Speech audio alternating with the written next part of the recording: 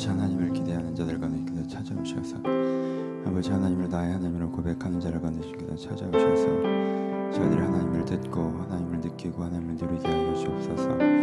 아버지 다른 사람이 하나님이 아니라 아버지 성경에 나와 있는 기록되어 있는 하나님이 아니라 나의 하나님으로 너의 하나님을 알고 하나님을 내 마음과 심정에 가까이 두며 하나님으로 새로워져서 하나님을 누릴 수 있도록 가스란 마음 하나님께 찾아와 주옵소서. 아버지 주님께 일하시길 소원합니다. 주님께서 은혜를 주시길 기대합니다.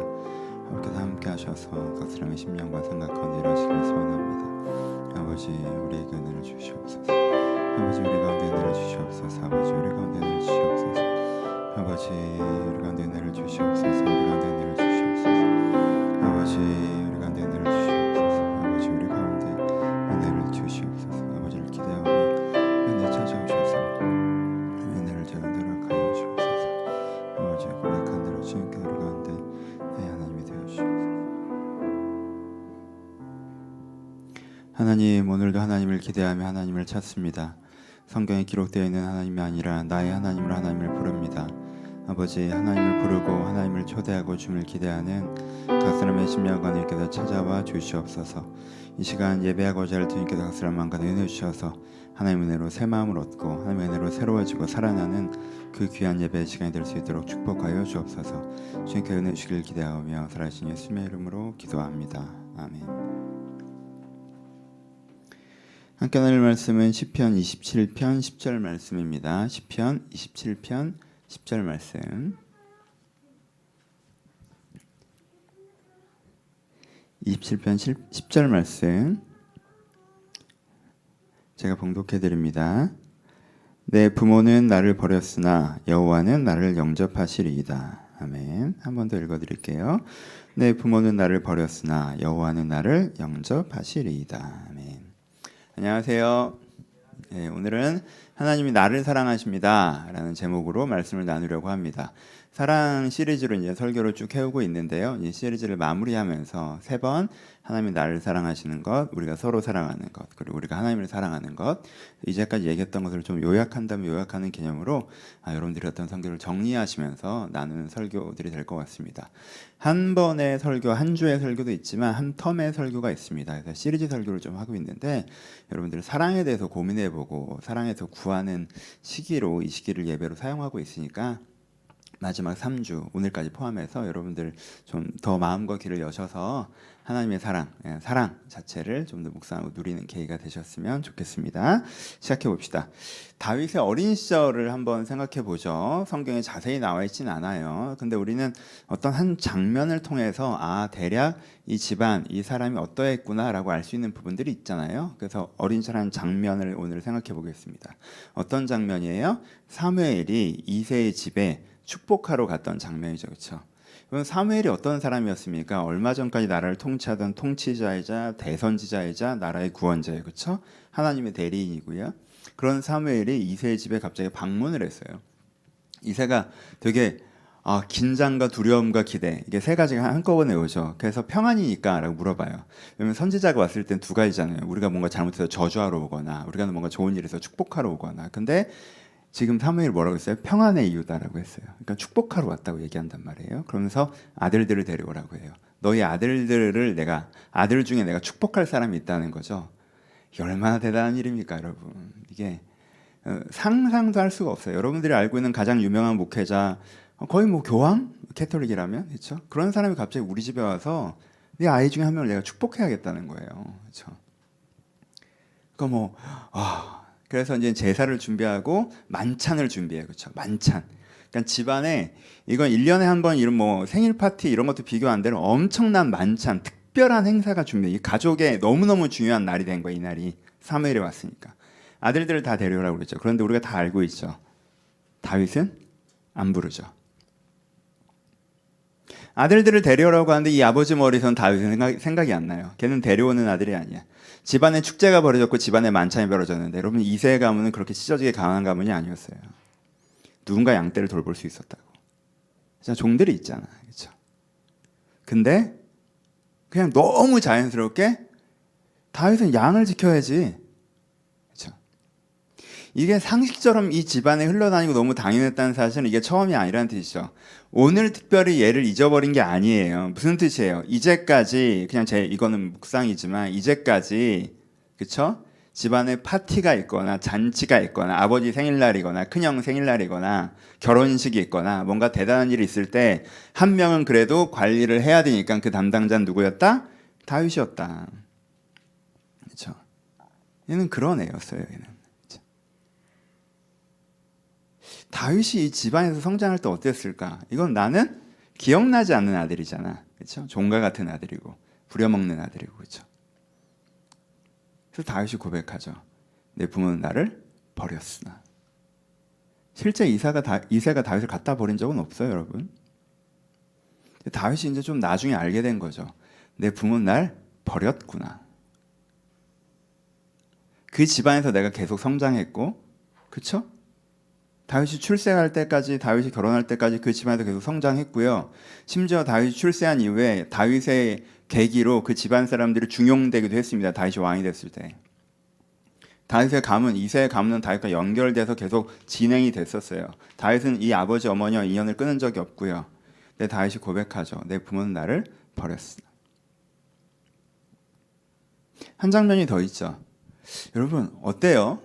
이런 교황 같은 존재가 우리 집에 찾아와서 내가 막내 아들은 잊어버리고 있었는데 굳이 막내 아들을 데려오래. 다윗을 보면서 그 머리에 기름을 부어 축복했어요. 왕으로 세웠어요. 기름을 부어 축복했다고. 그러면은 최소한 이 가정에서 뭐가 달라질 거라고 예상해야 돼요. 다윗에 대한 처우가 좀 달라져야 되지 않아요? 아니 내가 막내 아들은 진짜 신경도 안 쓰고 살았어도 갑자기 진짜 존경하고 대단한 사람이 모두가 우러러보는 사람이 얜 특별한 애야 라고 하고 갔으면 한 번 더 쳐다보게 되는 게 인지상정이잖아. 얘가 뭐 특별한가? 얘가 뭐 대단한 애인가? 내가 얘를 이제까지 몰라봤나? 그렇잖아요. 근데 그 다음에도 이 가족이 다윗을 대하는 태도가 크게 달라지지 않았음을 다윗과 골리앗 사건 이전 장면을 통해서 알 수가 있습니다.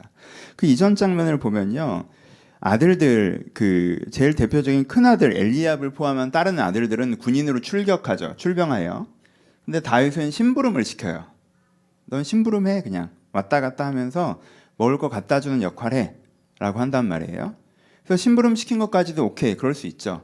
그런데 그 심부름을 하다가 다윗이 골리앗이 막 소리를 지르고 하나님의 군대를 저주하는 것을 보고 어떻게 저럴 수 있느냐라고 다윗이 이렇게 막 사람들한테 얘기하니까 그때 엘리압이 다윗에게 뭐라고 얘기해요? 큰형 엘리압이 다윗이 사람들에게 하는 말을 들은지라 그가 다윗에게 노를 바라여 이르되 완전 화를 냈어요. 그렇죠? 내가 어찌하여 이리 내려왔느냐? 너 여기서 뭐 하냐? 라고 하죠. 들에 있는 양들을 누구에게 맡겼느냐? 넌 양이나 지키는 애야. 네 교만함과 내 교만함과 내 마음의 완악함을 내가 아노니 너는 전쟁을 구경하러 왔다. 넌 완악한 애야 라고 얘기해요. 너 지금 전쟁 구경 나니? 너 이거 지금 구경하니? 가 이 새끼야. 무슨 어린애 내쫓듯이. 그쵸? 이게 진짜 지금 이건 진짜 전쟁인데 어디 가서 양떼나 지켜. 여기 왜 왔어 네가? 도시락 줬으면 빨리 꺼져. 가 이 새끼야. 이 장면이 뭘 보여줘요? 사무엘이 와서 기름을 부었는데도 이 가족들의 다윗에 대한 처우는 전혀 나아지지 않았구나. 얘는 여전히 그냥 양이나 지키는 애. 완악한 애. 교만한 애. 말도 안 들어먹는 애. 나쁜 애. 도대체 뭘 그렇게 애가 잘못했다고. 그렇죠? 조금만 생각해보면 자기들이 훨씬 잘못했다는 걸 알 텐데. 아들이잖아. 주워온 애도 아니고. 얘한테 왜 이러는 거야 도대체. 그래서 다윗은 고백하죠. 부모는 나를 버렸으나. 다윗은 정서적으로는 내가 부모에게 버림받았다라는 고와 같은 심정으로 살았어요. 다윗은 부모에게 사랑받지 못했습니다. 그런데 하나님께서 다윗을 사랑해 주시죠. 그렇죠? 여러분 시편을 읽어보세요. 다윗이 하나님께 받은 게 왕위입니까?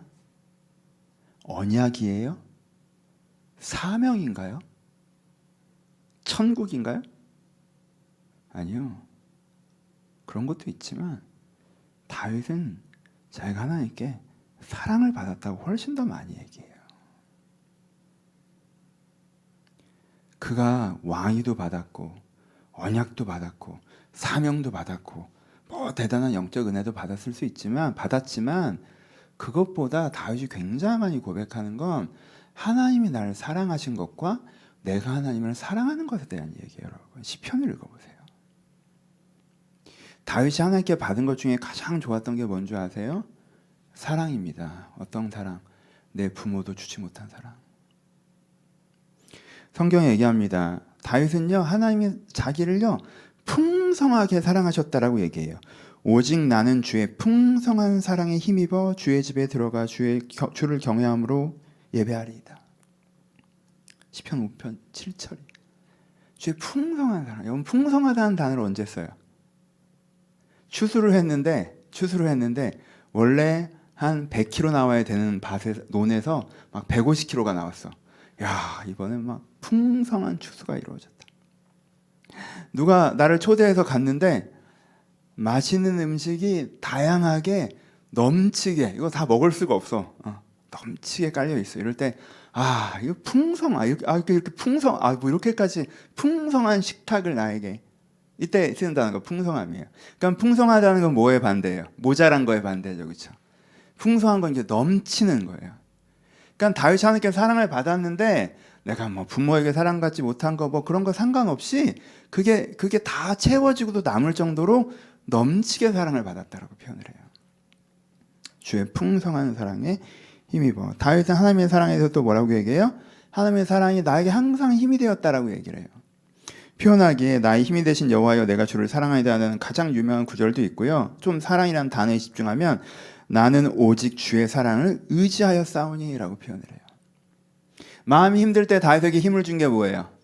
다윗이 힘들 때 다윗에게 힘을 준 게, 다윗이 고백하기를 내가 힘들 때 나에게 힘을 준 게 주의 뭐예요? 사랑이라고 얘기해요. 여러분 하나님을 의지하는 것과 하나님의 사랑을 의지하는 것에 약간의 결의 차이가 있습니다. 그렇죠?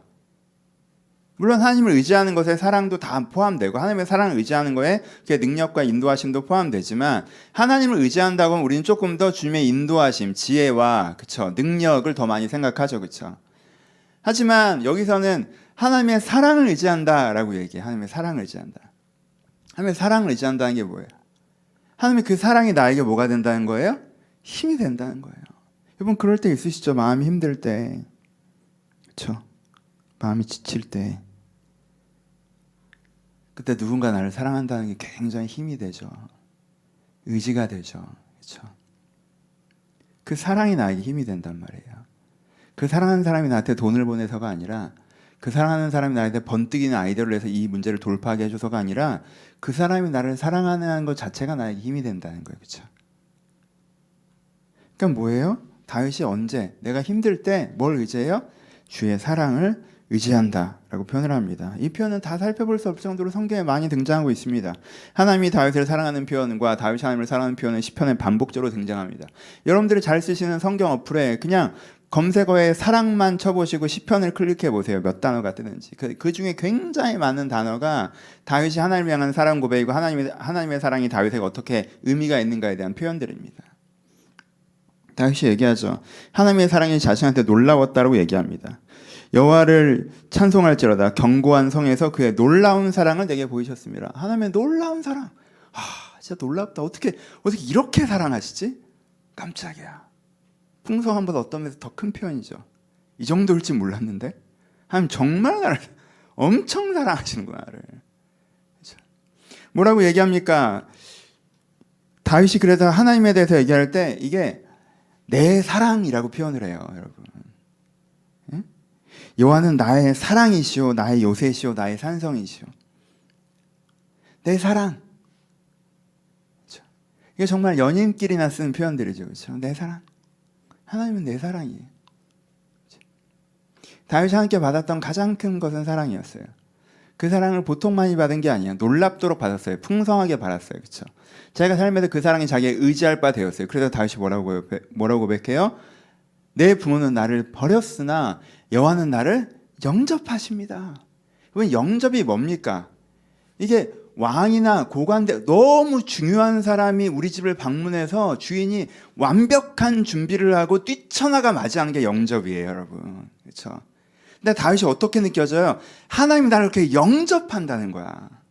하나님께서 내 인생은 정말 좋은 준비들을 해주고 달려나와 나를 맞이하실 정도로 나를 사랑하신다는 거예요. 우리가 아이들을 영접하죠, 그렇죠? 여러분들 아이들을 영접하잖아요. 아이가 어디 나갔다가 들어와요. 그럼 부모가 어떻게 합니까? 웃으면서 뛰어가잖아요. 왔냐고.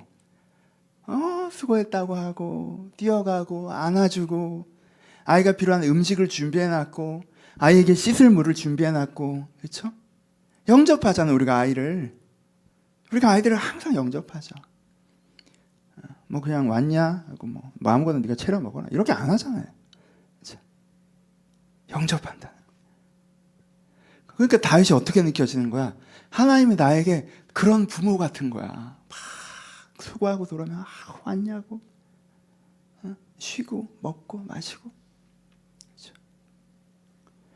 하나님께서 다윗을 사랑하셨고요. 다윗은 하나님께 사랑받았습니다. 부모의 사랑이 그에게 부족했지만 하나님께서 그를 사랑하셨습니다. 그래서 그에게 사랑 자체는 모자르지 않았습니다. 다윗이 양떼를 치던 자리는요, 부모에게 버림받은 자리였어요. 저기서 저의 가족의 파티가 벌어져도 난 여기서 혹시 나올지 모르는 사자를 무서워하며 양떼를 지켜야 됐어요. 근데요, 그 양떼를 지키는 그 자리에서 자기가 얼마나 하나님께 사랑받았는지 다윗이 고백하죠. 그 자리에서 하나님께 나를 지키셨고 돌보셨고, 그렇죠? 그래서 부모에게 버림받은 것 같은 그 자리에서 하나님께서 다윗을 풍성하게 사랑하셨습니다. 이 장면까지 오잖아요. 그러면요, 여러분들이 부모에게 크게 사랑받지 못한 분이 혹시 있다면 별로 그렇게 중요하게 생각하지 않으셔도 될 것 같아요. 하나님께 사랑받는 게 중요하지. 여러분, 이세가 제일 사랑했던 애가 누구예요? 부모 사랑 많이 받고 자란 애. 아유, 구김도 없이. 아이고 좋겠네. 부모 사랑 많이 받고 자랐네. 그냥 엘리압이죠.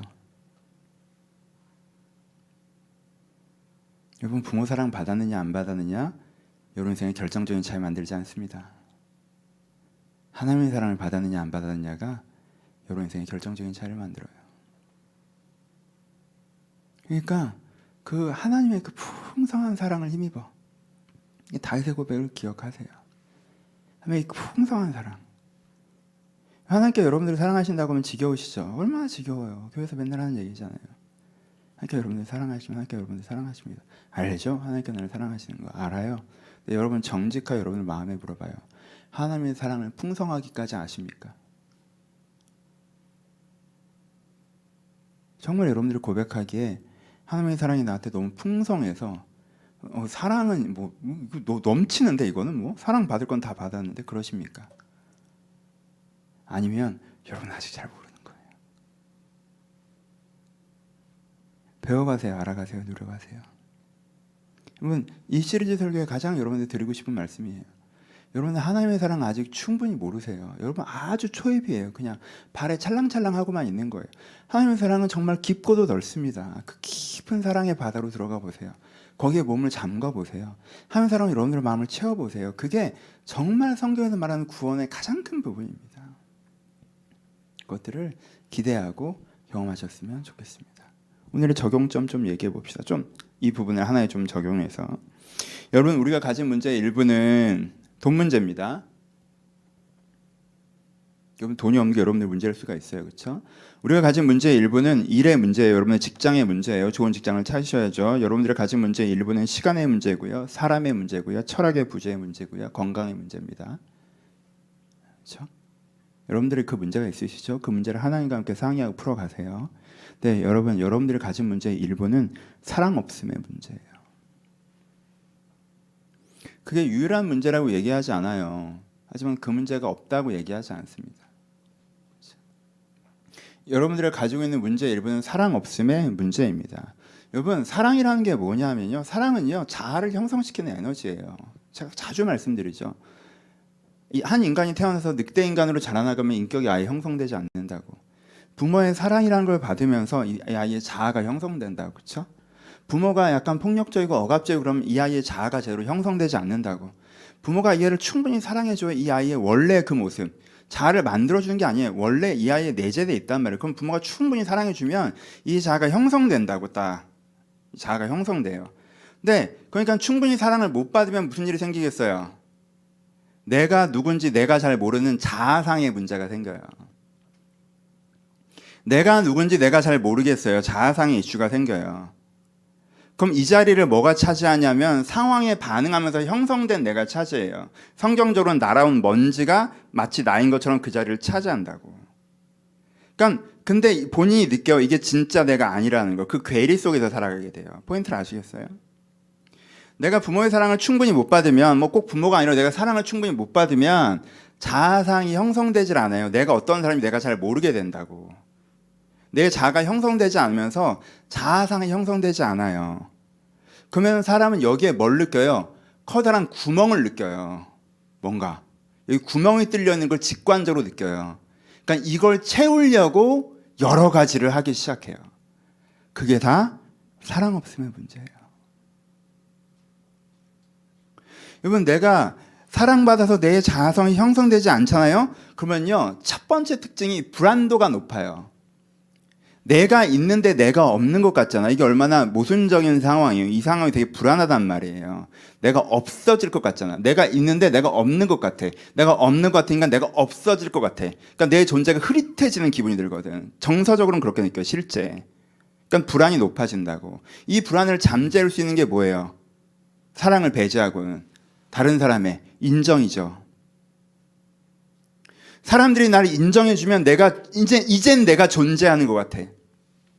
사회가 나를 인정해주면 이제 내가 존재하는 것 같아. 그럼 이 사람은 가만히 있으면 존재 불안을 느끼는데 내가 없는 것 같은데 갑자기 누군가 나를 되게 인정해주면 그 사람이 인정받는 순간 내가 갑자기 짜잔하고 나타나는 기분이 들잖아. 그러니까 이 인정이 내가 목맬 수밖에 없겠죠. 이 사회가 나를 인정해주면 그 사회에서 내가 갑자기 짜잔하고 나타난단 말이야. 갑자기 존재감이라는 걸 느끼기 시작해. 그럼 이 사회에서 인정이 나한테 중요할 수밖에 없겠죠. 그러면 이때부터 이 사람은 굉장히 이 사람을 인정해주는 누군가가 쥐고 흔들 수 있는 사람이 돼버리죠. 이 사람이 인정해주는 그 사회가 쥐고 흔들 수 있는 사람이 돼버린다고. 왜? 거기에 인정받으려고 목을 매니까. 거기서 인정을 받으면 어떻게 해요? 어깨에 힘이 빡! 거기서 인정받는 게 뭐 엄청난 것처럼 어깨에 힘이 들어가요. 거기서 인정 못 받으면 열등감. 아니, 그 사람한테 인정받는 게 뭐가 그렇게 중요한데, 그 사회에서 인정받는 게 뭐가 그렇게 중요해? 그 부모와 이건 여러분이 속한 회사이건 그게 뭐가 그렇게 중요해요? 거기가 그렇게 대단한 곳이에요? 진리의 터전인가 거기가? 아무것도 아니잖아. 그냥 그 시절의 내 일이고 그 시절의 내 관계잖아요. 그렇죠? 여러분, 내 부모라고 해도 지성적으로 정말 깊이가 있고 영적으로 탁월하고 그런 존재가 아니잖아요.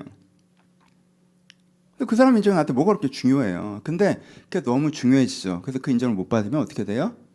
굉장히 큰 열등감을 느껴요. 전체적으로는 자존감이 낮아지죠. 그렇죠? 자존감이 낮아지죠. 또 하나의 패턴이 뭐예요? 그래서 이 사람의 자아상의 부분에서 이런 패턴이 나타나고, 또 하나는 뭐예요? 내적 허기가 있으니까 어느 정도 인정을 받거나 어느 정도 축종되는 게 있어도 만족을 못하죠. 왜? 이거는 진짜 나를 찾아야 만족되는 거기 때문에 진짜 나를 찾지 않는 한 다른 사람이 나를 인정해준다 할지라도 거기에 모자람을 느껴요. 기쁨도 있는데 모자람을 느껴요. 다른 사람이 인정해. 그러니까 어떻게 돼요? 더. 그래서 어떤 사람이 돼요? 욕심 많은 사람이 되죠. 자기 연민을 자주 느낍니다. 내가 이 속이 비어서 살아가는 부분을 느끼니까 내가 불쌍하잖아, 왠지. 왜? 나는 계속 이런 스트레스 가운데 있으니까 내가 불쌍하다고. 그래서 자기 연민을 자주 느껴요. 내가 급하다고 생각하기 때문에 자기중심적이 됩니다. 다른 사람 배려할 수 없어요. 내 입장에서 항상 생각해요. 다른 사람 사랑할 줄 모르죠. 사랑 받으려고만 해요. 왜? 내가 이게 비어 있으니까 지금 에너지를 끌어와서 채워야 되는데 내가 누구를 에너지를 주겠어. 그러니까 기본적으로 이 사람은 자기 연민에 빠져 있고 내가 급하다고 생각하기 때문에 자기중심적이고 다른 사람을 사랑할 여유가 없기 때문에 사랑을 받으려고만 하고, 그러니까 기본적으로 관계가 어때요? 이기적이죠.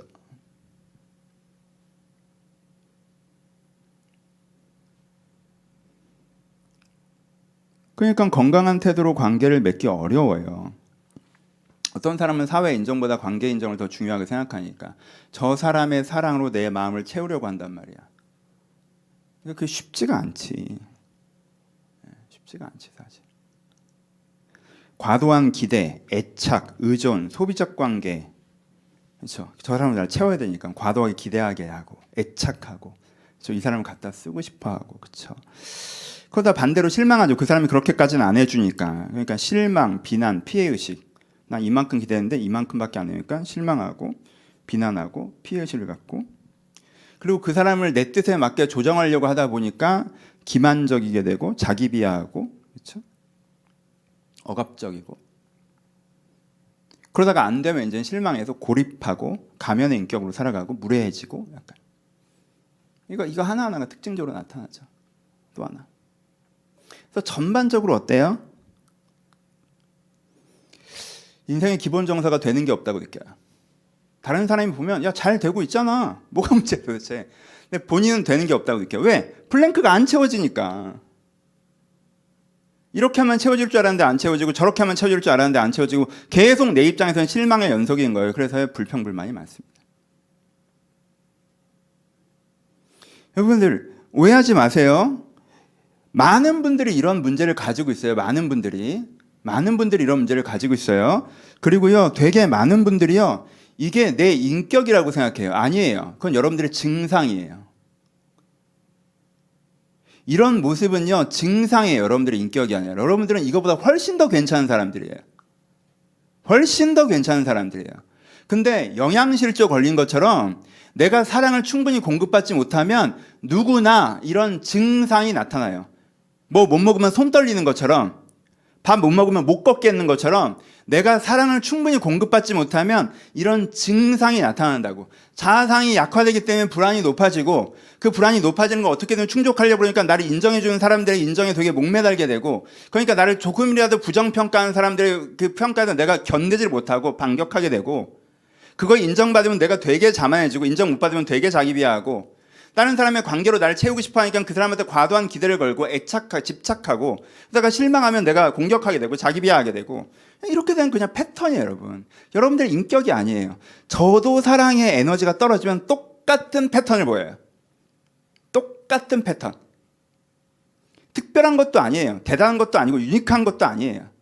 그러니까 굉장히 많은 사람들이 하는 실수가 뭐냐면, 내가 사랑 없으면서 나타난 증상을 내 어떤 인격이라고 생각하는데, 이 인격이라고 생각하면서 자기에 대해서 어떤 그걸 갖고 또 비하하면서 또 그것이 나만의 독특한 무엇이라고 생각하면서 그걸 자기 색깔이라고 생각해요. 아니에요. 색깔 아니에요. 독특한 것도 아니고 다 그래요. 안 먹으면 그렇게 되는 게 보편적인 거예요. 그러니까 그게 되게 유니크한 여러분들의 특징이고 여러분들만의 어떤 칼라라고 생각하지 마세요. 그럴수록 그런 현상에 애착하게 되니까. 그 별거 아니에요. 그냥 증상일 뿐이에요. 그리고요, 그 여러분들의 인격 아니에요.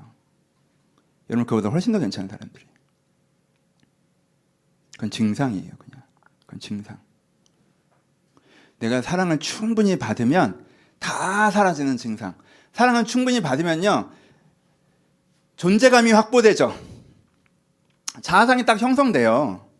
사랑을 충분히 받으면 나 이런 애구나. 나 이런 사람이네. 내 안에 이런 기준이 있고, 내가 이런 따뜻함이 있고, 내가 이런 열정이 있고, 내가 이런 색깔이 있고, 이런 취향이 있고, 이런 재능이 있고, 난 이런 사람이네 라고 내가 내 자신이 딱 맞춰져요. 그러니까 다른 사람, 이렇게 딱 내가 나를 알잖아요. 그럼 다른 사람의 인정 전혀 중요하지 않습니다. 내가 내 자신을 딱 알잖아요. 그럼 다른 사람이 나를 되게 긍정평가해도 제가 왜 저러지? 사람 보는 눈 없네? 난 그 정도 아닌데? 누가 나를 부정평가해도 제가 왜 저러지? 난 그런 사람 아닌데? 왜 저런 식으로 꼬아서 보지? 이상한 애네? 있는 그대로 나를 봐주면 그래도 네가 나를 잘 아는구나, 반갑다. 그 정도지 뭐. 그 사람이 인정해. 그 사람 인정해줘도 내가 그런 사람이 아니라 내가 이미 그런 사람인데 그거 알아봐줘서 그냥 반가운 것뿐이에요. 그래도 너랑 마음이 통하네. 그 정도. 존재감이 확보되니까 불안도가 낮아지죠. 다른 사람의 인정과 평가에 크게 휘둘리지 않죠. 그러면서 이제 자기 길을 가게 되죠. 그러니까 그렇게 크게 교만할 것도 없고 크게 그렇게 열등감 느낄 이유도 없죠. 왜냐하면 내가 내 자신의 색깔을 명확하게 알잖아요. 사랑받음을 통해서.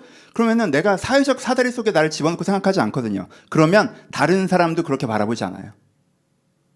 비교하지 않는다고. 나는 이런 애고 넌 그런 애고. 그러니까 뭐가 찾아와요? 자연스럽게 존중이 찾아와요. 그것 때문에 어깨에 힘 빡 들어가는 이런 그것 때문에 열등감 느끼는 이런 거 안 해요. 그냥 난 나고 넌 너고. 난 나만의 색깔이 있고 나의 부르심이 있고 나의 만드신 모양이 있고 넌 너의 만드신 모양이 있는 거고. 자연스럽게. 정서적인 여유가 있죠. 그건 이 자기중심적이거나 이기적으로 움직이지 않아요. 사랑할 줄 압니다. 그러니까 내가 누군가 사랑할 만한 사람을 만나면 그 사람한테 사랑할 줄 알아요. 또 그 사람이 나를 사랑하고. 그럼 어떻게 돼요? 상호적 사랑에 들어가죠. 사랑 받으려고만 해서 깨지는 일은 거의 없죠. 내가 급하니까 자기중심적으로 움직인다? 아니요, 나 그렇게 안 급해요. 나 이미 내 내면에 만족이 있거든. 그러니까 여유 있게 상대방을 헤아릴 수가 있어요. 너는 왜 그러니? 넌 어떤 문제가 있냐? 넌 그렇구나. 헤아릴 수 있죠. 그냥 관계적으로 과도한 기대를 갖는다든가 혹은 실망하면서 공격한다든가 자기 때로 상대방을 억지로 끌고 가려고 한다든가 이런 게 사라져요. 있는 그대로 사람들을 바라볼 줄 알고 사랑할 줄 알게 됩니다. 그렇죠? 불평불만이 굉장히 낮아져요. 왜? 나는 나로서의 삶을 지금 살아가고 있는 거니까. 거기에 뭔가 특별하게 무슨 일이 벌어져야 되는 것도 아니고 뭐가 일어나야 되는 것도 아니란 말이에요. 그냥 내가 나로서 살아가는 거예요. 오늘은 이런 모양을 살아가고 내일은 저런 모양을 살아가는 것뿐이에요. 크게 달라지는 거 없어요. 그렇잖아요. 예전에 돈이 많을 땐 내가 되게 대단한 사람인 것 같다. 이제는 돈이 없으니까 내가 되게 초라한 사람인 것 같다. 여러분 저는 그런 감성이 없어요. 옛날에 교회 개척해서 조금만 10명 있을 때는 되게 내가 한심한 것 같다가 지금 교회가 좀 커졌으니까 내가 되게 대단한, 그때보다 좀 나아진 것 같다? 나라는 사람은 똑같아요. 오히려 그거와 다르게 내가 하나님한테 좀 멀어진 것 같다. 내 내면이 좀 충족이 떨어졌다. 내 내면이 좀 하나님과 가까워지면 좀 좋아졌다. 이 감각으로 내 자신을 평가하면서 움직이는 거지. 내가 사회에서 교회가 그건 교회가 작건 돈이 많건 돈이 없건 돈이 없으면 불편하지. 교회가 크니까 감사하고. 근데 그거 갖고 내 존재감으로 연결되잖아요. 그게 나라는 사람을 설명해 주는 건 아니잖아요. 저는요 교인이 10명일 때도 충분히 괜찮은 사람이었어요. 똑같은 거라고 사실. 그러니까 그 부분에 있어서 어떻게 돼요? 내가 하나님께 내가 사랑을 충분히 받으면 제일 첫 단추는 그거예요. 내가 자아상이 형성돼요. 내가 누군지 내가 알겠단 말이야. 내가 막 날 입증하려고 난리치지 않아요. 내가 누군지 나를 알겠어. 근데 이 내가 마음에 들어요. 나를 아름답게 볼 수 있단 말이야. 내가 나를 아름답게 봐요. 내가 나를 아껴요. 내가 나를 위해요. 내가 나를 즐거워해요. 그럼 마음에 만족이 와요. 여러분들 무슨 대단한 일을 해서 연자 다 필요, 또 어떤 관계 다 필요 없어요, 여러분. 세상 여러분들이 인정해 주는 거, 좋은 관계 형성되는 거, 여러분 진짜 내가 나를 사랑하고 하나님께 나를 사랑하시는 걸로 채워지는 게 70이고요. 그런 걸로 채워지는 건 30밖에 안 돼요. 그걸로 풀로 채워봐야 30이고 이걸로 풀로 채우면 일단 70이에요, 여러분. 하나님이 나를 사랑하셔도 내가 나를 사랑이 된다? 그러면 사회적 인정, 다른 사람의 사랑 그렇게 크게 나한테 영향 주지 않습니다. 그렇게 크게 나한테 영향 주지 않아요. 되면 더 좋죠. 이제 100점을 향해 가니까. 이게 딱 되면요, 여러분 이 만족감과 이 기쁨과 이 해결됨이 있어요. 여러분 정직하게 여러분들의 마음을 들어보세요. 여러분들의 마음속의 문제의 일부는요, 사랑이 없음의 문제입니다. 돈 문제가 아니라, 명예의 문제가 아니라, 직장의 문제가 아니라, 관계의 문제가 아니라 여러분 마음속의 문제의 일부는 사랑 없음의 문제예요. 그리고 이 사랑 없음의 문제는요, 정말 괜찮은 사람이 나타나서 여러분들을 사랑해 줘도요, 그렇게까지 크게 해결되지 않아요. 그건 진짜 문제를 해결할 디딤돌 역할만 해주지 그 사랑 자체가 여러분들을 구원하기는 어려울걸요. 그런 분이 계실지 모르겠지만 있을 수 있지. 있을 수 있지. 예수님을 닮은 그런 요한 같은 사람이 있을 수 있지. 일단 난 아니야. 여러분들 주변에 누가 있을지 모르겠는데 있을 수 있지. 근데 내가 아는 사람 중에 없어. 하나님의 사랑을 받지 못하도 그분의 영혼을 깨울 정도의 풍성한 사랑을 가져서 다른 사람의 영혼을 깨워낼 수 있는. 여러분 이론적으로는 가능합니다. 그리스도의 사람은, 그리스도의 공동체는 그런 역할들을 할 수 있어요. 남의 숨교회가 언젠가 그런 교회가 될 수 있겠죠. 하지만 지금은 이런 기대를 갖고 오지 마세요. 저희는 그런 교회가 아닙니다. 어려워요. 없을걸? 있을 수 있지만 그러면 있어봐야 확률도 높지 않고 양도 적은 걸 왜 확률도 낮고 확률했을 때, 성공했을 때 배당금도 적어. 이걸 왜 시도합니까? 하나님의 사랑이요, 확률도 훨씬 높고요, 배당금도 훨씬 높아요. 이걸 어떻게 채워요? 하나님의 사랑으로 채우셔야 돼요. 하나님의 사랑을 여러분들이 바르시잖아요. 그럼 하나님의 사랑으로 여러분들의 그 사랑 없음의 문제가 해결되어집니다, 진짜. 그러니까 하나님의 사랑은 그것을 채우려고 하셔요. 여러분, 이게 이 시리즈에 정말 여러분한테 드리고 싶은 말씀이에요. 이게 신앙생활입니다, 여러분. 이 신앙생활을 하셔야 돼요. 신앙생활의 60%는 이겁니다. 신앙생활의 60%는 이거예요. 아, 하나님, 내가 이런 어려움인데 어떻게 도와주실래요? 이것도 신앙생활의 20%라고 생각합시다. 하나님, 내가 이 인생을 어떻게 가치 있게 살아갈까요? 사명과 부르심을 주세요. 전 이것도 신앙생활 20, 30%일 수도 있겠죠. 하지만 여러분, 신앙생활의 50%, 60%는요, 하나님의 풍성한 사랑에 힘입는 거예요. 다윗이 왕을 시켜줘서 좋아한 게 아니라고요. 다윗이 하나님께 나를 사명을 주고 언약을 줘서 좋아한 게 아니에요. 그것도 있지만 하나님이 나를 사랑해줘서 좋아한 거예요. 그걸 모르시면 다윗이 누렸던 거의 절반밖에 모르는 거예요. 그렇죠? 그러니까 이거에 대한 기대감을 가지셨으면 좋겠어요. 마무리 한 가지 얘기만 하고 결론 갑시다. 그럼 하나님의 사랑을 어떻게 우리가, 그 풍성한 사랑을 우리가 어떻게 받을 수 있을까요? 어떻게 하면 우리가 그 풍성한 사랑을 받을 수 있을까요? 안타까운 것은 많은 분들이 하나님께서 저를 그렇게 풍성하게 사랑해 주시면 누가 안 받겠대요? 풍성하게 사랑해 달라니까요. 그럼 제가 받아 누리고 그렇게 될 거, 아니 안 주면서 자꾸 말만. 저도 그렇게 생각해요. 여러분들 집에 돌아가는데 뒤에서 한번 꽉 안아주시면서 내가 너를 사랑한다 이렇게 좀 말씀해 주기로 얼마나 좋아, 그치? 여러분들이 좀 잘 알 텐데. 그러면 더 좋을 것 같아요. 방법적인 건 저도 항상 질문이 있어요. 가끔 그런 성경 질문 많이 받는데, 어떤 친구가 하나님께서, 이번 주에 사금의 시간인데 어떤 친구가 하나님이 근데 왜 자꾸 모세 시켜서 바로한테 얘기했어요? 다이렉트로 말했으면 좀 듣지 않았을까요? 떨기나무한테 모세한테 얘기하지 말고 그냥 바로의 궁궐에도 나무 안에 있었을 거 아니야. 거기서 그냥 콱 이렇게 한 다음에 나는 여호와라 모세한테 길게 얘기한 것처럼. 그 얘기를 들으니까 너무 좋은 아이디어인 것 같아. 4,000년 전으로 돌아가서 하나님한테 얘기를 해주고 싶더라고. 하나님, 그게 훨씬 더 좋은 방법이지 않을까요? 이건 바로도 임팩트가 적잖아. 모세가 와서 전달을 하니까. 그냥 떨기나무를 좋은 방법이었을 것 같은데. 그럼 바로가 8위 정도에서 포기하지 않았을까? 그런 생각 저도 많이 해요, 여러분. 하나님이 여러분들이 좋아하는 방법으로 사랑한다고 표현해 주시면 참 좋겠다. 그런 생각 저도 많이 합니다. 근데 그럼에도 불구하고 이건 우리 나중에 가서 물어봅시다. 이게 최선이었어요? 라는 건 천국 가서 물어봅시다. 왜 이 방법이셔야 됐는지. 하나님 입장이 있었겠지. 근데 그럼에도 불구하고 얘기를 해보면, 우리가 하나님께 나에 대한 사랑을 보여주세요, 그럼 이제 하나님을 믿을게요 라고 얘기할 때, 죄송하게 제가 오해하는 건지 모르겠지만 그때 여러분들이 나에 대한 사랑을 보여주세요에 70%는 좋은 행운이 생기는 거고요, 30%는 신비 체험하는 거예요. 그게 여러분들의 언어예요. 나에 대한 사랑을 보여주세요 라고 할 때 70%는 그냥 뭐가 좀 쭉쭉 일이 되던가 뭔가 안 되는 일이 되던가 이렇게 행운이 벌어지던가 이렇게 하면, 와, 하나님께 진짜 나를 사랑하시는 거 이렇게 좀 느낄 수 있을 텐데, 보니까 그런 사람들도 있던데 왜 나한테 이렇게 좋은 일이 안 벌어져? 그러니까 내가 하나님의 사랑을 모르겠어 라고 하던가, 신비 체험하는 사람들이 있었는데 난 본 게 없고 들은 게 없고 느낀 게 없어, 뭔가 나타나서 보여주고 이렇게 하면 내가 알지 않을까? 라는 게 여러분들의 언어예요. 우리의 언어죠. 저도 그게 나쁘다는 얘기 아니에요. 그렇게 하셨으면 좋겠어요. 그렇게 하셨으면 좋겠는데 나한테도 그렇게는 안 하시더라고. 우리 이 부분을 잘 넘어가 봅시다. 여러분, 저도 정말 그렇게 하셨으면 좋겠어요. 하나님 여러분들에게 신비체험 주시고 행운을 많이 주셔서, 정말 하나님께서 나를 사랑하시는구나 이렇게 느끼게 하셨으면 좋겠어요. 근데 그렇게 안 했다고 해서 그럼 난 하나님 사랑 모르겠는데? 라고 버티는 건 좀 그래요.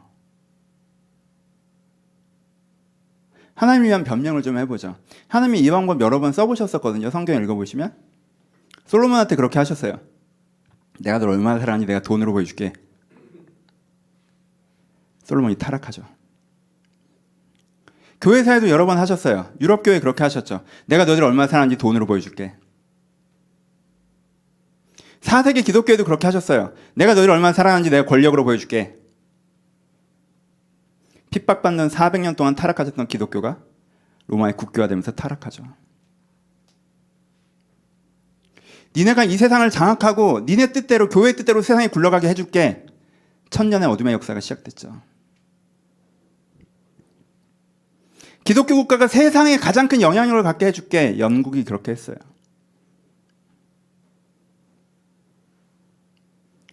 한국교회 단기간에 1000만의 성도와 헤아릴 수 없는 돈을 줄게. 한국교회 어떻게 됐죠?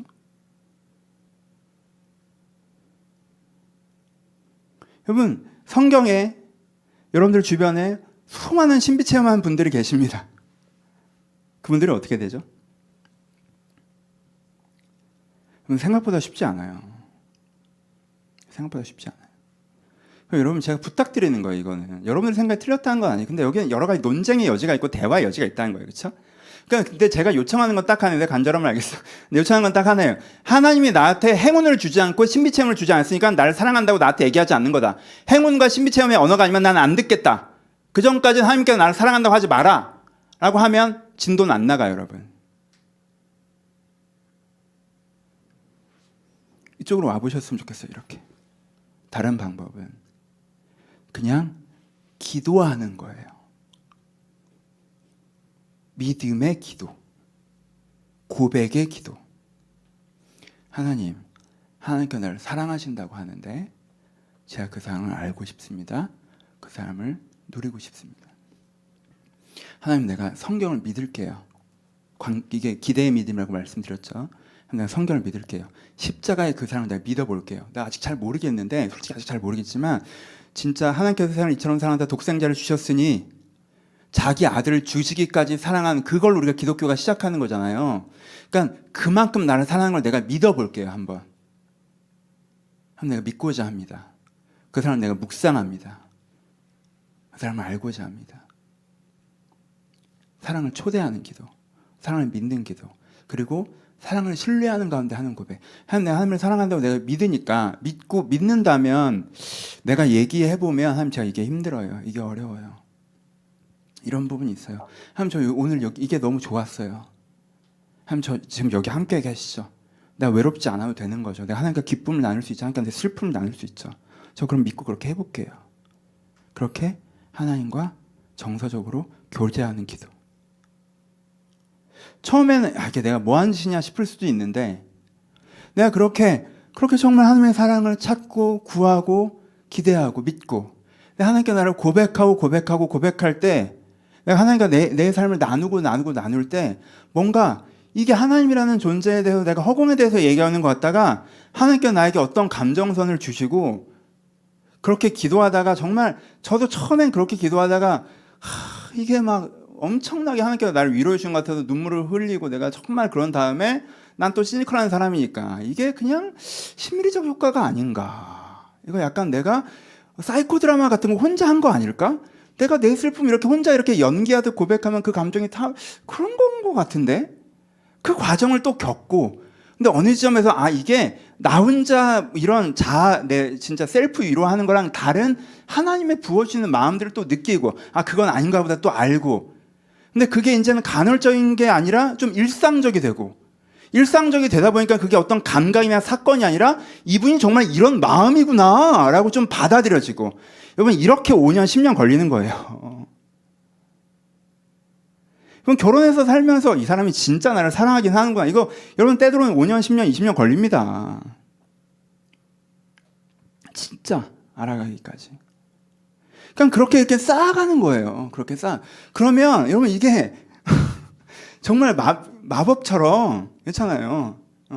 요즘에 좋아하시는 진짜 복리의 마법. 처음에는 요만했다가 이만해지는 거, 눈덩이 굴러가는 거. 처음에는 그냥 그냥 그런 거 같았는데, 이게 어느 지점이 되면 하나님께서 정말 나를 사랑하시고 나도 주님을 너무나 사랑합니다, 그 지점에 이르는 거예요. 그 지점에. 모세가 떨기나무에 앉았을 때 그 지점에 이르는 게 아니라, 처음에 왜 나한테 이런 걸 시키나 하고 가다가 10가지 재앙 시작할 때만 해도 막 그냥 그냥 왜 이러나 하다가 한 7번째 재앙 정도 사금매칭 하신 분들은 아시죠? 7번째 재앙 정도 때 목소리 힘이 빡 들어가가지고 또 자신감 있게 하다가 홍해 건너고 막 되게 좋았다가 이스라엘이 또 타락하니까 내가 얘들을 낳았습니까? 왜 나한테 이런 걸 시키냐고 했다가 막. 근데 어느 시점에서 1년 딱 지나니까 모세가 뭐라고 그래요? 하나님이 이스라엘 백성을 죽이려고 하시니까 저를 죽여요 라고 해요. 굴러가는 거죠. 그런 거예요, 여러분. 여러분, 지금 여러분들 눈앞에 뭐가 나타난다고 해도 그게 하나님께 전 그런 걸로는 한계가 명확해요, 여러분. 보이고 들리고 느끼는 거? 뭐 그럼 여러분 이거 책에서도 썼지만 여러분들 안 읽은 책이죠. 종교가 나에게 말을 걸어올 때라고 이렇게 후반부에 내가 썼는데 다들 여러분 뒤에 많이 썼는데 여러분 하나님이라는 존재가 오감으로 감각되는 존재가 아니잖아요. 하나님이 오감으로 나를 감각하게 하려면 하나님이 오감적인 특징으로 자기를 변태한 다음에 우리한테 감각시킬 수 있는 거라고. 그러니까 내가 오감으로 하나님을 감각해도 그건 하나님의 실체를 증명하는 증거가 되지 못해요. 신비체험은요, 하나님이 있다는 증거가 아니에요. 그게 환청이 아닌지 어떻게 알아요? 그게 환시가 아닌지 어떻게 알아요? 저도 들은 적이 있어요. 옆에서 사람이 얘기하는 것처럼 들리더라고, 3시간 동안. 그때 제가 목회를 결정했어요. 신학교를 갈 때 하나님께 강권적으로 저에게 말씀하셨어요. 근데 딱 6개월 지나니까 무슨 생각 드는 줄 알아요? 여러분, 기억은 흐려지잖아. 야, 그때 내가 무슨 환청을 들은 건 아닐까? 내가 환청을 들고 인생 방향을 바꿨다면 내가 진짜 인생 미친놈인데, 이게. 하나님이 말씀하신 거라면 그 다음에 들려야 되는 거 아닌가? 내가 그때 진짜 들렸나? 여러 번 얘기하다 보니까 여러분 일관성 어디서 획득되는지 알아요? 그게 하나님께서 나한테 신학하라고 부르시는 그 부르심, 그때 그 신비체험이 맞았다는 일관성이 획득되는 건 여기서 획득되는 거예요. 정당성이 획득되는 거. 내 일상의 기도에서 하나님을 찾고 하나님께 주신 마음이 부은 바 있고 내가 깨닫고 느끼고 이 맥락에서 이건 정말 작은 보조장치처럼 사용되는 거지 이게 절대로 하나님께서 여러분들을 사랑한다는 기반을 쌓지 못합니다. 정말 여러분들이 가난한 마음으로 하나님 이것만 좀 해주세요라고 했는데 이것보다 훨씬 2배, 3배, 4배 해주셨어. 그것만 있는 사람은 어떻게 힘 빡 들어가고 나중에 자기가 했다고 그래요. 나랑 같이 기도해놓고. 그럼 배신자들 진짜. 되면 다 자기가 한 거야. 거기에 정말 하나님께서 나한테 해주셨다고 일관성이 부여되는 건 뭔 줄 알아요? 이거예요. 내가 이게 있을 때 하나님께서 나에게 뭔가 하셨다는 것도 하나님 하셨죠 라고 고백이 되는 거지 이거 없이 여러분들에게 신비체험과 어떤 행운이 찾아와도요 여러분들 그거 원래 자기 거라고 생각하고요 그냥 그거 갖고 자기 마음대로 해석하고요 하면 사랑으로 가지 못해요. 2000년 교회사가 그걸 입증했어요. 2000년 교회사가 그걸 입증했다고.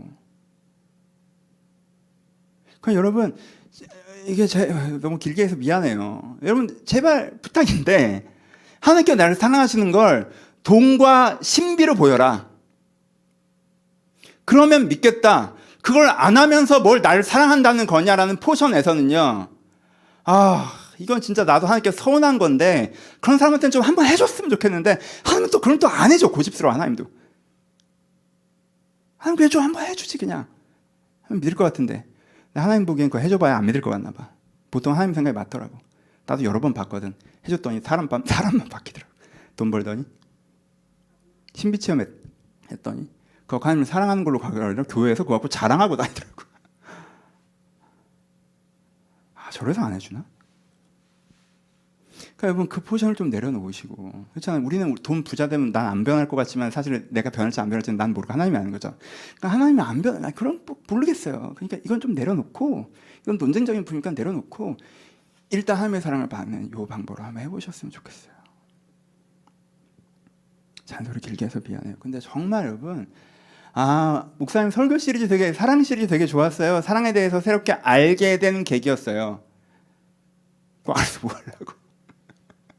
어디 가서 자랑하게? 야 기독교 사랑은 이런 거야. 여기 자랑하게? 니네 잘못 믿고 있는 거야. 뭐 이런 거 하게? 누려야죠. 여러분 3주밖에 안 남아서 제가 마음이 급해요. 여러분 누렸으면 좋겠어요. 여러분 누려야죠. 누릴 수 있어요. 그럼 다 바뀌어요. 정말 많은 게 바뀌어요. 정말 많은 게 바뀌어요. 저도 이 은혜를 받으면서 느꼈어요. 정말 나한테 문제는 사랑이 부족했던 게 문제구나. 지금 조금 받았는데 아직 나는 풍성한 거 잘 모르겠어. 하나님의 사랑은 풍성한 게 잘 모르겠고 그냥 조금 받아본 것 같아. 근데 그것도 좋더라고. 말씀 마칩시다. 두 가지. 살아오면서 한 사람이 건강한 자아를 형성하려면, 영혼까지도 아니라 자아를 형성하려면요, 부모의 사랑, 그리고 사회의 사랑, 그리고 자기 주변, 연인, 부부, 친구의 사랑이 필요합니다. 이거 셋 중에 하나가 모자라도요, 건강한 자아를 형성하는데 조금 어려움을 겪어요. 부모님은 날 사랑해줬는데 사회에서 계속 거절당했다. 회사 가서 맨날 무시당한다. 그러면 건강하기는 어렵죠. 회사에서 인정받고 사회에서 성공하는데 내가 부모한테 사랑받지 못했다. 그러면 그 결은 다 채워지진 않아요. 그렇죠? 이거 세 개가 다 돼야 건강한 인격이 형성됩니다. 그렇죠? 근데 여러분, 누가 이 세 개를 다 받을 수 있습니까? 그런 사람이 있기나 할까? 있겠지? 쉽지 않죠. 저도 아니에요. 저도 아닙니다. 그렇죠? 근데 여기에 더 좋은 길이 있어요, 여러분. 하나님께 여러분들을 사랑하십니다. 하나님께 여러분들을 사랑하세요.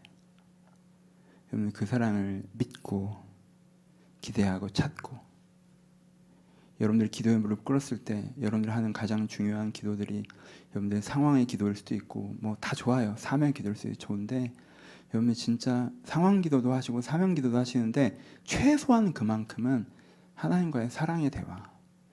부부끼리 일 얘기만 하고 상황 얘기만 하고 그럼 관계 망가지잖아요. 그렇죠? 똑같아요. 하나님과 정말 사랑의 대화. 사랑의 대화.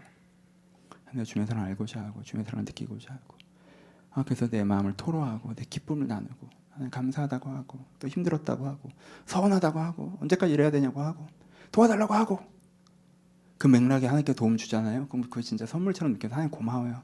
마음을 받고, 또 그 와중에 신비체험도 하고 하나님이 더 가깝게 느껴지기도 하고, 이렇게 하나님의 사랑을 깊게 알아감을 말미암아 여러분의 마음을 채우시고, 여러분의 마음에 그 빈 구멍이 채워져서 그 만족감으로, 그 넘치는 여유로 또 여러분들 자신과 다른 사람과 세상을 사랑하는 여러분들 되시기를 주님의 이름으로 축원합니다. 우리 같이 기도하시겠습니다.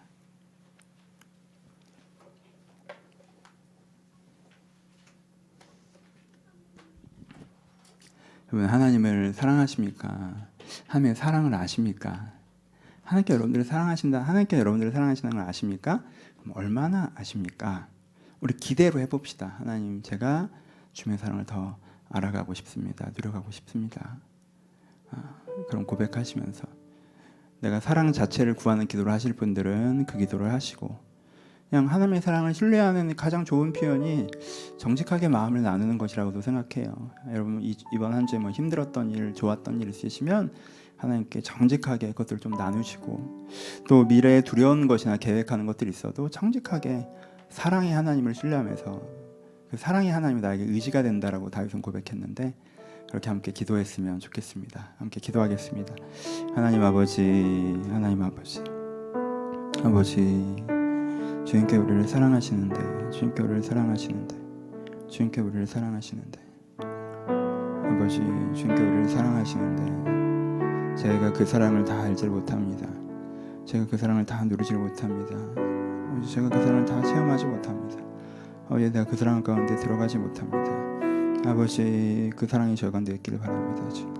아버지, 그 사랑을 저희가 알기를 소원합니다. 저희 성도님들 한 분 한 분, 아니 아버지, 무엇보다 제가 아버지 저야말로 사랑해서 얘기하는 게 아니라 내가 정말 하나님께 풍성한 사랑을 받아서 이 사랑을 정말 이들 가운데 보여주고 있다면 이것들이 정말 눈에 보이는 예로 전달될 터인데, 제가 정말 사랑을 잘 모르고, 저도 하나님의 사랑을 잘 받지 못했고 하나님의 사랑을 더 받아야 하며 하나님의 사랑을 더 누려하며 그 풍성한 사랑 가운데 더 힘을 얻어야 하는 사람인 것을 고백합니다. 아버지, 제가 주님의 사랑을 알아가기를 소원합니다. 주님의 사랑 사랑을 알아가기를 소원합니다. 주님께 나를 사랑하시는 것, 주님께 나를 사랑하시는 것, 내가 그것들을 알아가고 닮아가기를 소원합니다. 누려가기를 소원합니다. 아버지, 그 사랑의 은혜 가운데 제가 들어가기를 소원합니다. 하나님, 그 사랑의 은혜 가운데 제가 들어가기를 기대합니다. 제가 정말 다른 것이 아니라 이 사랑하는 구하는 기도를 주님께 드리게 하여 주옵소서. 정말 사랑하는 구하는 기도를 주님께 드리게 하여 주옵소서.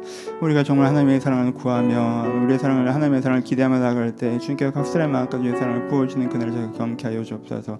아버지, 남의 숨 예배 함께하는 이 식구들이 정말 하나님의 사랑을 알게 하여 주옵소서. 정말 하나님의 사랑을 알게 하여 주옵소서. 하나님의 사랑을 알고 하나님의 사랑을 누리게 하여 주옵소서. 하나님의 사랑에 대해서 얘기하는 것이 아니라 저희가 얼마나 하나님의 사랑을 알고 있는지는 내 마음의 공백이 채워진 것으로 증명할 터인데, 아버지, 내 마음의 이 빈 공간을 주님께서 채워주셔서, 아버지, 내 마음의 이 빈자리를 주님께서 채워주셔서 정말 이 하나님의 사랑으로 내 자신이 살아나고 깨어나는 귀한 역사를 일어나게 하여 주옵소서. 아버지, 저를 도와주옵소서. 아버지, 저를 도와주옵소서. 아버지, 저를 도와주옵소서. 아버지, 저를 도와주옵소서. 아버지, 저희와 함께 하여 주옵소서. 주님께서 이 감각들을 다시 한번 새롭게 하시고 주의 은혜로 쓰러질 수 있도록 은혜를 더하여 주옵소서. 하나님, 하나님께서 우리를 사랑하시는데 저희가 그 사랑을 다 받지 못하고 느끼지 못하고 누리지 못하고 있습니다. 아버지, 비가 내리는데 우산을 쓰고 있는 것처럼 하나님의 사랑은 내게서 튕겨져 나가고 나는 그 사랑 안에 젖어들지 못하고 있음을 주 앞에 고백합니다. 제가 하나님과 나 사이를 막고 있는 우산을 치우고 하나님의 사랑을 받아 누리기를 소원합니다. 아버지, 내가 하나님을 의심하는 것이나 내가 하나님의 사랑을 나의 언어로만 들으려고 하는 것을 멈추고 내가 하나님께 나를 사랑하시는 것, 사랑 자체로 알아가고자 하게 하여 주시옵소서. 하나님, 내가 하나님께 나를 사랑하신다는 그 말씀을 믿고 고백하고 기대하고 하나님의 나를 사랑하는 그 말씀을 믿고 정직하게 나를 사랑하시는 그분 앞에 나를 정직하게 나누고 하나님과 교제하는 걸 통하여서 주님의 사랑 가운데 점점 들어갈 수 있도록 아버지들이 성도님들 한 분 한 분 가운데 은혜를 주시옵소서. 아버지, 사랑에 대해서 개념 정리하고 가는 시간이 아니라 정말 저희가 사랑을 느끼고 경험하고 누리기 시작하는 이런 계기가 되기를 소원합니다. 아버지, 이때부터 하나님을 새롭게 알게 하시고 이때부터 하나님을 더 깊게 알게 하셔서 아버지, 올해 이 사랑의 설교로 하나님과 함께 고민하여 나간 이 예배들을 통해서 주님께서 은혜 주셔서 저희 성도님 한 분 한 분이 그러지 않았다면 이제부터 사랑의 신앙생활을 더욱더 하게 하시고 그 가운데 나의 마음 가운데 있었던 사랑 없으면 문제들이 모두 해결되어 가는 그 은혜를 경험할 수 있도록 각 사람에게 축복하여 주옵소서. 아버지, 하나님께 나를 사랑하시기에 나의 가진 문제들 가장 먼저 가장 많이 상의하는 분이 하나님이십니다. 내 기쁨, 내가 감사하는 거 가장 먼저 가장 많이 나누는 분이 하나님입니다. 내가 주님과 기쁨을 나눔으로 나보다 더 기뻐하시는 하나님을 느끼며 내가 하나님의 사랑을 누리게 하시고, 내가 하나님께 내 어려움을 나눔으로 나보다 슬퍼하신 하나님을 느끼며 누리며 내가 하나님의 사랑을 경험하게 하시고, 또 때에 따라 돕는 은혜를 경험하면서 하나님의 사랑을 느낄 수 있도록 아버지, 여기 있는 모든 성도님들 가운데 예배에 함께한 모든 성도들 가운데 그 사랑을 풍성하게 누릴 수 있는 기회들을 허락하여 주옵소서. 아버지, 주님의 사랑 우리 가운데 알려주시옵소서. 이제 우리 주 예수 그리스도의 은혜와 하나님 아버지의 사랑하심과 성령의 교통하심이 하나님의 사랑을 알고 누리고자 하는 모든 심령 가운데 이제부터 영원토록 함께 있을지어다. 아멘.